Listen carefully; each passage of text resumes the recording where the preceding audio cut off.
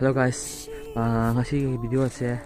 tasengna kainogini hadi hanaki viral oiga video singdo adugidamukta khallaga semjo video makhakni tasengna aigi dress costume je sije ai mayam gi nungaina ba hadi aina mayam na lakna jaraga mayam harau jaba mayam na hadi mayam nungai jaba do uraga ingon nungai fawdo adugi nungaina ba khallaga aina video dress leijaraga aina adan tawjabane video de tasengna namjabade nateba aina video sing video jadi tasengna ai isamuksu khangde dum hadi namamaga viral oile la mai viral oi khangde imana bane ngon hai puneba bai nang video da viral oile me khotlena ado adugi nungai bado ai ma adugi video sing da comment jing dai uraga ingon hena